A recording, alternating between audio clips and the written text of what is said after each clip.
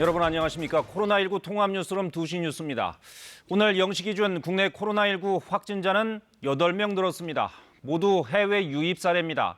지역사회 감염은 1명도 없었습니다. 이렇게 코로나19 확산세가 진정되면서 정부가 오늘 학생들의 등교 시기와 방법을 발표하기로 했습니다. 김세희 기자가 보도합니다. 정부는 오늘 초중고등학교 등교 계약 시기와 방법 등 구체적인 방안을 발표합니다. 유은혜 교육부 장관이 오늘 오후 브리핑을 통해 관련 내용을 발표할 예정입니다. 지난달 9일부터 고3과 중3을 시작으로 세 차례에 걸쳐 온라인 계약을 한 이후 원격 수업이 진행되고 있는 만큼 등교 계약도 고학년부터 차례로 하게 될 가능성이 높은 것으로 알려졌습니다. 오늘 발표에는 등교 계약 이후 수업 진행 방식과 유치원 등원 시기와 방법 등도 포함될 예정입니다. 어린이집 개원이나 등원과 관련해선 중앙재난안전대책본부는 영유아가 감염병에 더 취약한 만큼 좀 더 보수적으로 접근해야 한다고 밝혔습니다. 한편 정부는 코로나19 장기화에 대비해 의료 이용 체계 개선 방안을 추진하기로 했습니다. 2차 유행 발생 가능성과 가을 겨울철 호흡기 환자 증가에 대비해 호흡기 전담 클리닉을 지정해 운영합니다. 지자체에서 보건소, 공공시설 등 공간을 제공하고 지역 의사가 참여하는 개방형 클리닉과 감염 차단 시설 등을 갖춘 의료기관을 지정하는 의료기관 클리닉의 두 가지 유형입니다. 전화 상담과 처방에 드는 의료기관의 노력을 보상하기 위해 의원급 의료기관에는 전화 상담과 처방을 시행한 경우 진찰료 외 전화 상담 관리료를 추가로 적용합니다.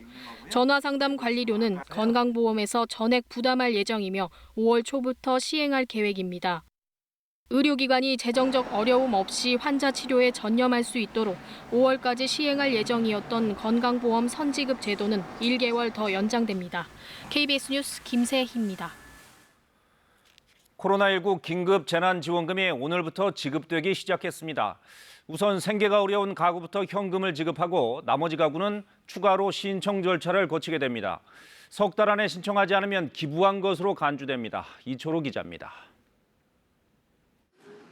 오늘부터 정부 긴급 재난지원금을 받을 수 있는 대상은 약 280만 가구입니다. 기존에 세대주나 세대원 모두 생계급여나 기초연금, 장애인연금 등을 받고 있는 저소득층 가구가 대상입니다. 이들은 별도로 신청할 필요 없이 오늘 오후 5시 이후 기존의 생계급여나 기초연금 등을 받는 계좌에서 입금 여부를 확인할 수 있습니다. 1인 가구 40만 원, 2인 가구 60만 원, 3인 가구 80만 원, 4인 이상 가구는 100만 원이 현금으로 지원됩니다. 현금 수급 대상이 아닌 나머지 가구는 신용카드나 체크카드, 지역사랑 상품권이나 선불카드 중 하나를 선택해 지원금을 받을 수 있습니다. 신용카드나 체크카드는 오는 11일부터는 카드사 홈페이지, 18일부터는 카드사와 연계된 은행 창구에서 오프라인으로도 신청할 수 있습니다. 지역사랑 상품권과 선불카드는 18일부터 주민센터나 지역 금고은행에서 신청하면 됩니다. 긴급재난지원금 대상인 세대주 여부와 가구 원수는 오늘부터 긴급재난지원금 홈페이지 긴급재난지원금.kr에서 조회할 수 있습니다. 조회와 신청 모두 공적 마스크 구입 때처럼 세대주 출생연도 끝자리를 기준으로 오부제가 적용됩니다. 현금이 아닌 긴급재난지원금은 8월 31일까지 사용하지 않으면 소멸됩니다. 기부는 신청 단계에서 의사를 밝히거나 수령 후 근로복지공단을 통해 할 수 있고 신청 개시일로부터 3개월 안에 사용하지 않아도 자발적 기부로 간주됩니다. 기부하면 일정한 세액 공제를 받을 수 있습니다. KBS 뉴스 이철호입니다. 우리나라뿐 아니라 지금 세계 각국이 코로나19 치료제와 백신 개발에 속도전을 벌이고 있는데요. 트럼프 미국 대통령이 올해 안에 백신을 개발할 수 있다고 자신했습니다. 이재희 기자가 보도합니다. 트럼프 대통령이 코로나19 백신 개발 시한으로 제시한 것은 올해 말입니다. 연말까지 백신을 가지게 될 것으로 확신한다고 밝혔습니다. 현지 시간 3일 워싱턴 DC에서 열린 폭스뉴스 주최 타운홀 미팅에서 트럼프 대통령이 이같이 말했다고 미 CNBC 등 외신이 보도했습니다.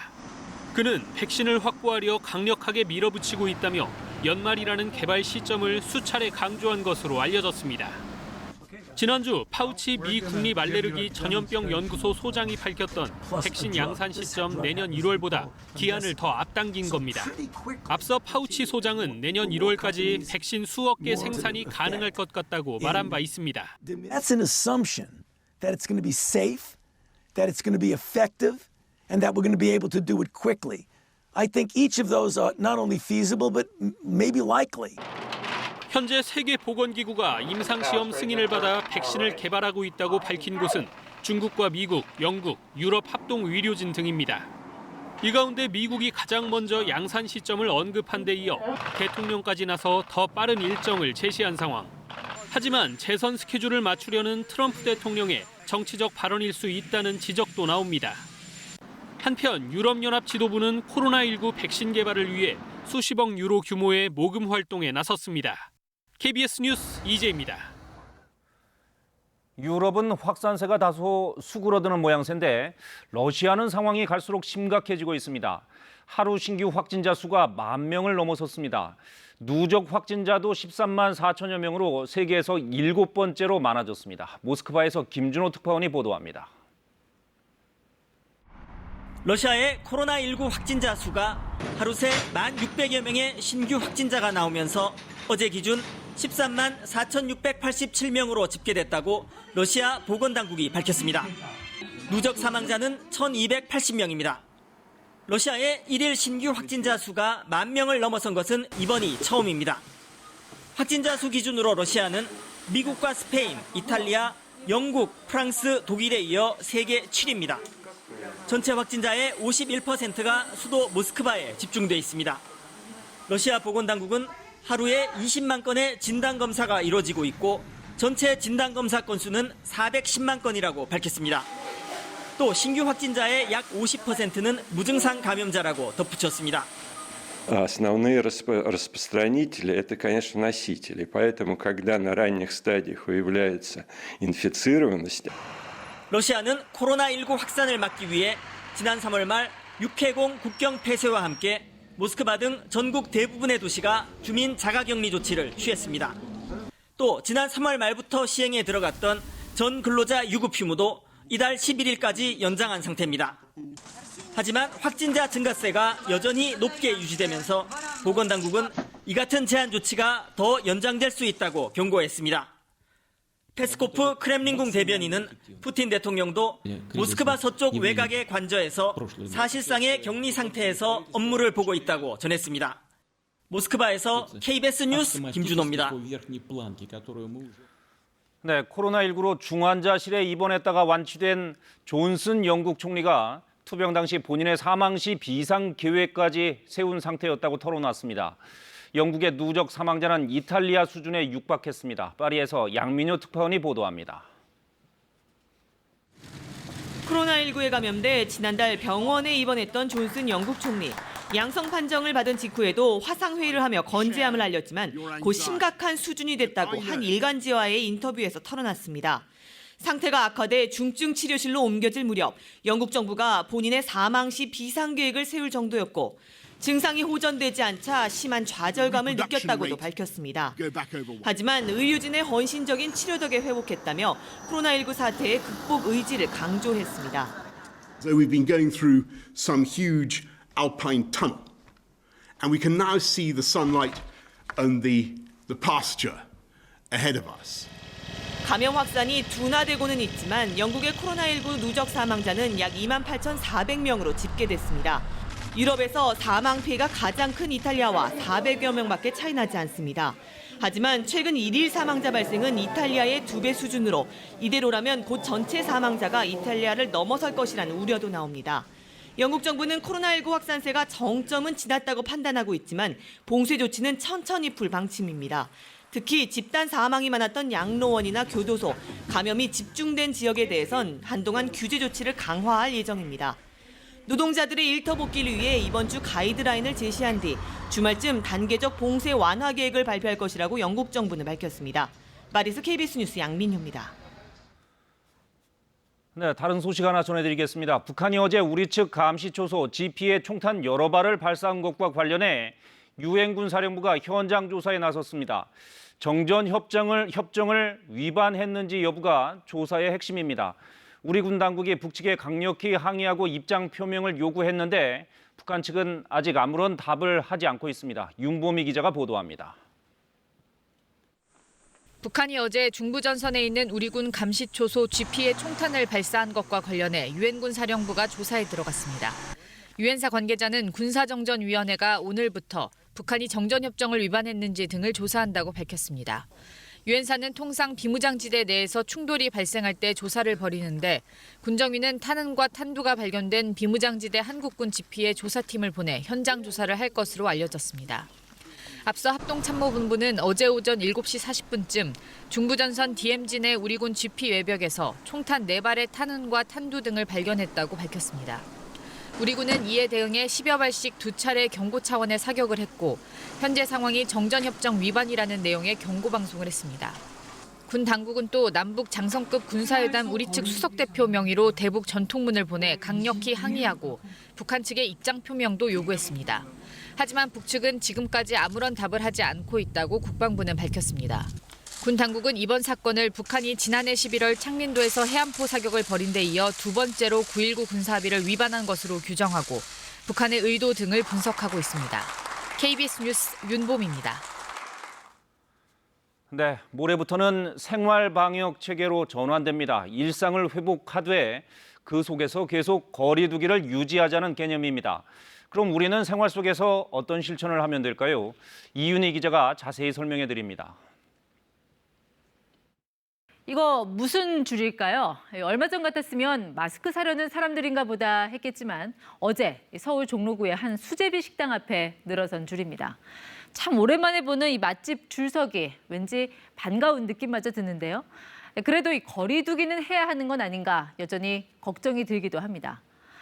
거듭 강조드리지만 모레부터 생활 방역 체계에 들어간다고 해서 거리 두기가 완전히 끝나는 건 아닙니다.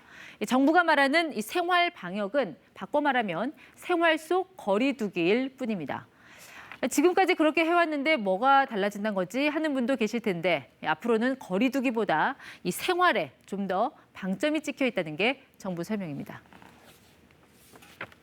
사회적 거리 두기는 우리가 그 사이 모임이라든지 외출이라든지 또는 각종 행사를 기본적으로는 자제를 하거나 최소화시키고 생활 속 거리 두기는 기본적으로는 그러한 행사나 모임을 하는 것입니다.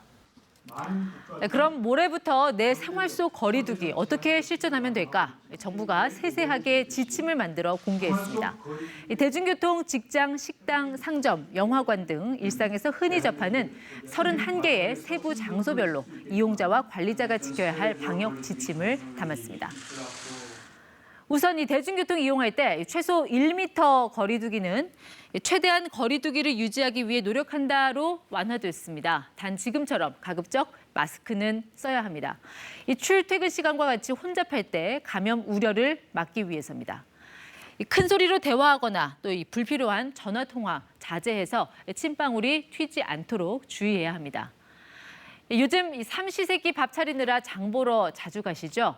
대형마트에서는 쇼핑카트를 쓰기 전에 이 손소독제를 반드시 사용을 해야 합니다. 여러 사람들의 손이 닿아 있기 때문입니다.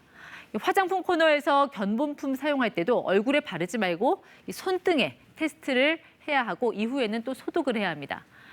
계산대에서도 주의할 게 있습니다. 다른 손님과 1, 2m 이상 거리를 두고 손이 많이 닿는 현금보다는 모바일페이 혹은 QR코드로 결제해서 접촉을 최소화해야 합니다. 지난 주말 정말 오랜만에 교회나 성당, 절에 가신 분들 계실 겁니다. 종교시설에서 지켜야 할 기본 수칙은 앞으로도 그대로입니다. 공용책보다는 개인 책을 사용하시고요. 종교시설에 들어가서는 침방울이 튀는 합창이나 구호, 당분간은 좀 자제하는 게 좋겠죠. 또 옆 사람과의 거리 두기를 위해 한 칸씩 뛰어앉고 또 예배 후에 단체 식사도 자제해야 합니다. 자, 이 실록의 계절 5월입니다. 봄날의 풍경이 잠시 멈춤에서 플레이로 서서히 바뀌고 있습니다. 넉 달간 발이 묶였던 충북 괴산군 산막이 옛길 관광 유람선 시원하게 물길을 가르기 시작했습니다. 경기도 용인의 자연휴양림도 산책로 등 일부 시설 개방에 들어갔습니다. 자, 이렇게 여가 생활을 할 때도 생활 속의 거리 두기 지켜야 합니다. 방금 보신 두 곳 모두 입장 시 마스크 착용 필수고요. 입장권 예매하실 때 가급적 온라인으로 사전에 예매를 해서 창구에서 대면 접촉을 최대한 줄이는 게 좋습니다. 특히 영화관에서는요, 되도록 여유 있게 영화관에 일찍 도착해서 관객들이 몰리지 않는 시간대에 입장하는 게 방역에 도움이 될 겁니다.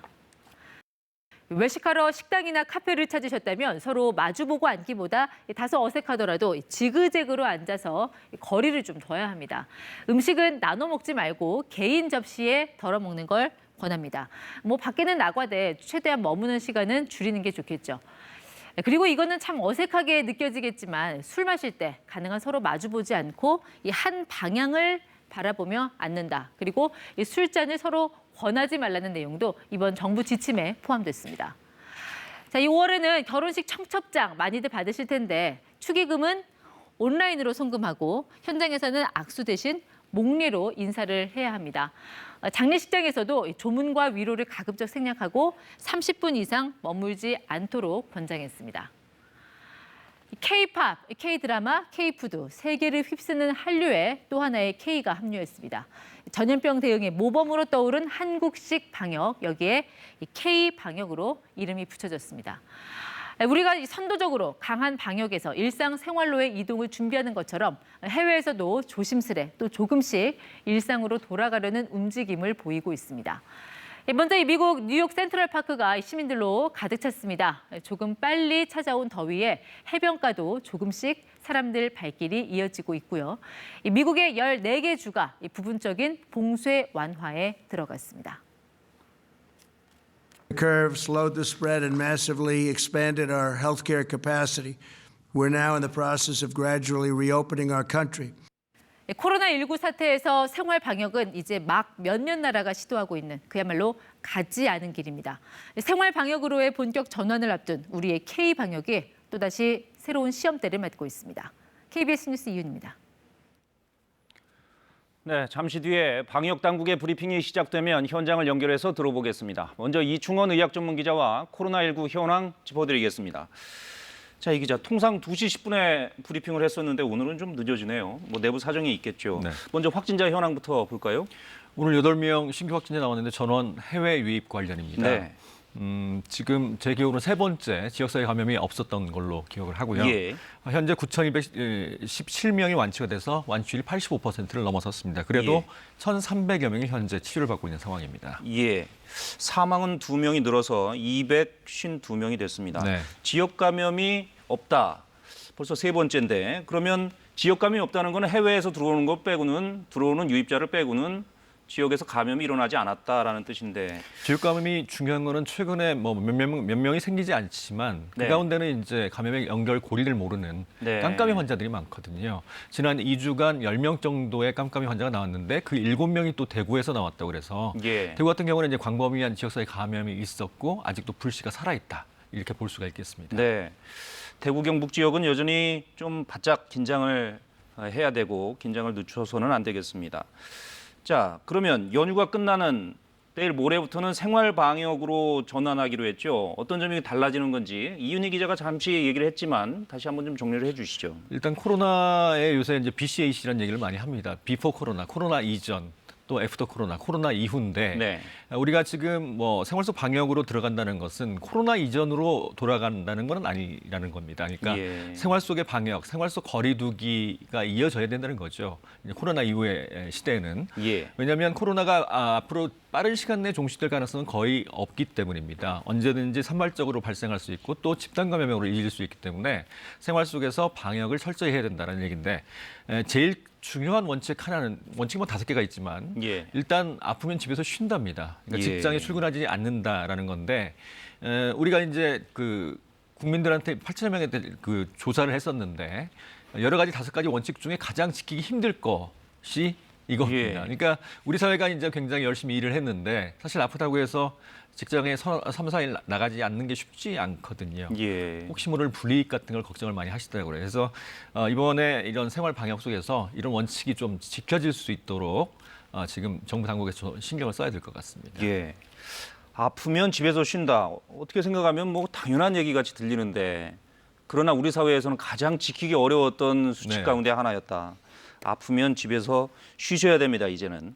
자, 그러면 오늘부터 오늘이죠. 그 학생들 등교를 언제 시작할지, 뭐 방법은 어떻게 할지 오늘 발표가 나온다고요? 네, 곧 오후 4시에 유은혜 부총리가 직접 발표를 합니다. 네. 5월 6일까지, 5월 5일까지, 내일까지죠. 내일까지 일단 거리두기가 이어지고 5월 6일부터는 이제 생활 속 방역으로 넘어가는데 연휴가 한 5일 정도 이어졌단 말이죠. 그 예. 이후에 최소한 일주일은 지나서 개학을 하자 이런 얘기들이 있었습니다. 그래서 지금 고3부터 순차적으로 개학이 이제 이루어질 예정이고요. 그러니까 등교 개학이죠. 고3은 대입 일정이 있기 때문에 예. 일단 그래서 다음 주 정도에 고3 먼저 개학을 시작을 하고 그다음 중3이죠. 예. 그 다음 주 이렇게 해서 순차적으로 좀 개학이 이루어질 예정입니다. 그렇군요. 그런데 그 정부가 계속 밀폐된 곳, 사람들이 좀 밀집해서 모일 수 있는 곳 이런 곳을 피해달라고 강조를 계속 해왔습니다. 근데 좀 이렇게 밖으로 나가면 야외는 좀 괜찮은 겁니까 그러면? 사실 앞서도 보셨겠지만 뭐 국립공원이나 이런 거는 5월 6일부터 또 개방을 하잖아요. 네. 뭐 국립박물관 같은 경우. 야외는 사실은 밀집도가 높지 않으면 마스크를 굳이 착용할 필요는 없습니다만 네. 이 국가시설이나 이런데 뭐 그 산림원이나 이런 데 들어갈 때는 아마 마스크를 착용해야 입장이 가능할 겁니다. 네. 되도록이면 너무 답답하지 않다고 하시면 되도록이면 마스크를 착용하시는 게 좋겠고 예. 사람이 거의 없는 곳이나 이런 곳은 마스크를 벗어도 되겠습니다. 네, 좀 유연하게 하되 사람이 좀 많이 있으면 네. 나를 위해서라기보다는 다른 사람을 위해서 마스크를 착용하는 그런 좀 지혜가 필요한 게 아닌가 싶습니다. 올 가을이나 겨울이면 또 2차 유행이 발생할 수 있다 이런 경고의 목소리가 계속 나오고 있어요. 그런데 왜 여름이 아니고 가을이나 겨울이 그렇게 또 위험한 겁니까? 앞서서 1918년도에 스페인 독감의 경우가 그랬습니다. 네. 봄철에 대규모로 유행을 했다가 더 큰 파고가 왔던 게 그해 늦가을부터 와서 수많은 사람들이 희생이 됐었죠. 예. 코로나도 마찬가지로 그쪽 바이러스와 비슷하기 때문에 이렇게 이제 좀 차고 건조한 그런 날씨에 훨씬 더 유행할 수 있는 가능성이 있기 때문에 네. 올 가을쯤에 다시 2차 유행 가능성이 대단히 높다라고 예상하고 있는 겁니다. 예. 곧 방역 당국의 설명 브리핑이 듣겠습니다. 시작되는 모양입니다. 직접 들어보시겠습니다. 코로나 바이러스 19 국내 발생 현황을 말씀드리겠습니다. 5월 4일 현재 총 누적 확진자 수는 1,801명이고 이 중 해외 유입 환자는 1,099명입니다. 이 중 전체 확진자의 85.3%인 9,217명이 격리 해제되었고 현재는 1,332명이 격리 치료 중에 있습니다. 신규로 어제 확진된 신규 확진자는 8명이었습니다. 어제는 안타깝게도 2분이 코로나19로 사망을 하셨습니다. 고인의 명복을 빌고 유가족께는 심심한 위로의 말씀을 드립니다. 금일 신규 확진자 8명은 모두 해외 유입 사례입니다.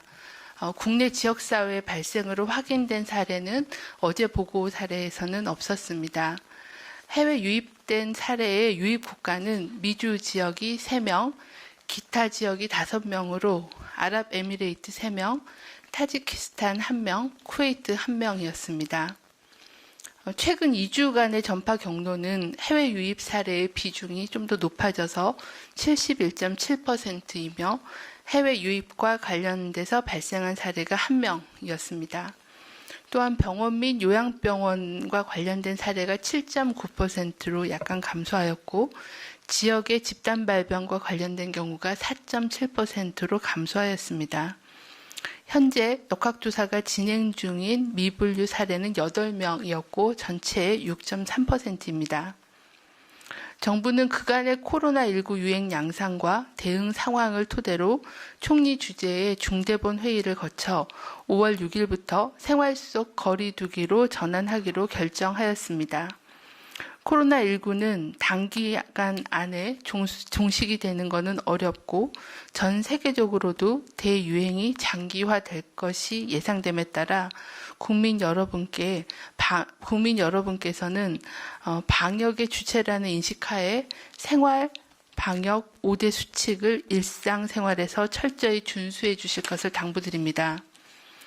또한 올바른 마스크 착용법, 그리고 생활에서 실천할 수 있는 소독 방법, 그리고 65세 이상 어르신 및 만성질환자 등 고위험군의 맞춤형 생활 수칙, 그리고 일상 속 건강한 생활 습관 등 4개의 보조 수칙도 함께 제시해 드렸습니다. 특히 마스크의 경우에는 국민들의 의견 수렴을 받아서 일부 그 수칙의 내용들이 보강이 되었습니다.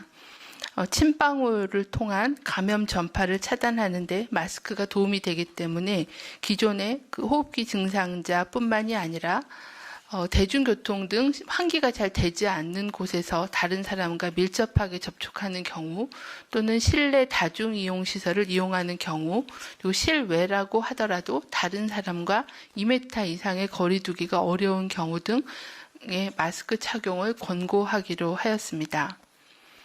생활 속 거리 두기의 전환은 지역사회 감염병 확산을 차단하기 위해 일상적인 사회 경제 활동을 영위해 나가는 가운데 방역 활동을 병행한다는 의미입니다.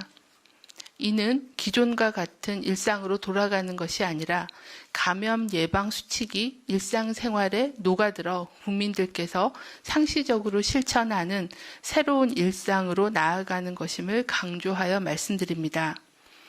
또한 코로나19의 상황이 악화되는 경우는 언제든지 강화된 사회적 거리 두기로 돌아갈 수 있음을 염두에 두면서 생활 속 거리 두기를 계속 유지하기 위해 국민 개개인과 사회와 정부가 함께 노력하는 것이 필요하다는 그런 말씀을 드립니다. 정부는 브리핑에서 말씀드린 것처럼 어제 총리 주재의 중대본 회의에서 코로나19 발생 및 대응 상황을 평가하고 5월 6일부터 생활 속 거리 두기 단계로 전환하기로 결정한 바가 있습니다.